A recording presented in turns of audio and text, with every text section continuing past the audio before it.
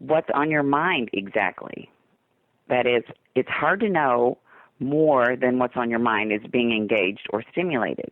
If you're deeply attracted to someone you've seen once, twice, 20 times, and you're contemplating having sex, figure out what your intentions are beforehand.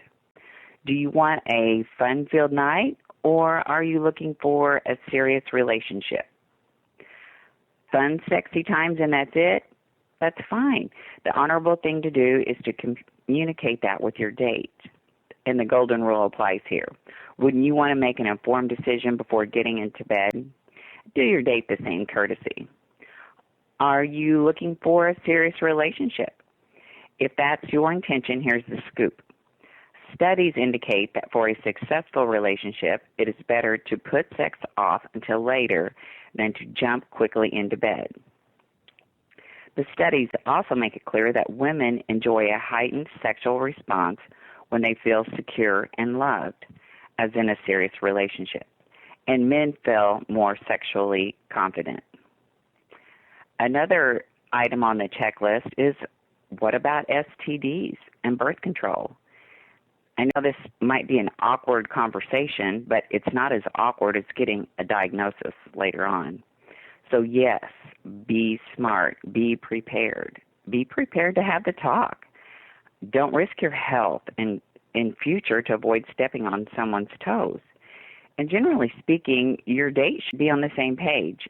If he or she is horrified by the fact that you're being responsible about safety, that's a problem. That's something to consider. Another pre-sex consideration is, are you clear about your emotional boundaries? Because sex is so fabulous and so intense and evokes such strong feelings, both men and women can feel vulnerable and emotionally charged after having sex. And I don't mean just the right after in the glow moment. The very fact that the relationship has become sexual often leads to specific ideas about what comes with that, such as expectations about trust, respect, love, being exclusive. All these things may emerge unconsciously for you and your partner, and are you ready for that?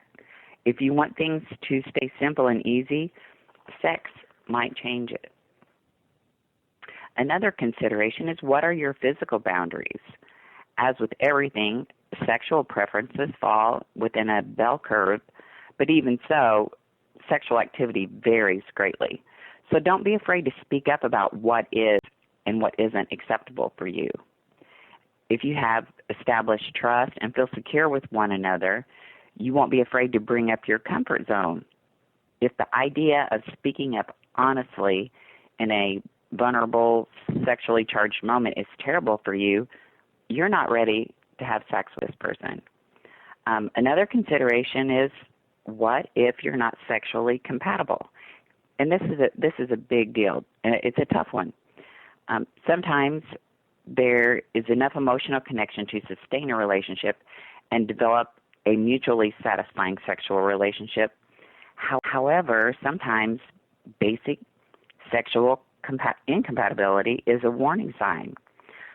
So no matter how much you respect, like, and enjoy your partner, the sexual fuse may never be lit. In that case, it's really not fair to either one of you to pretend otherwise.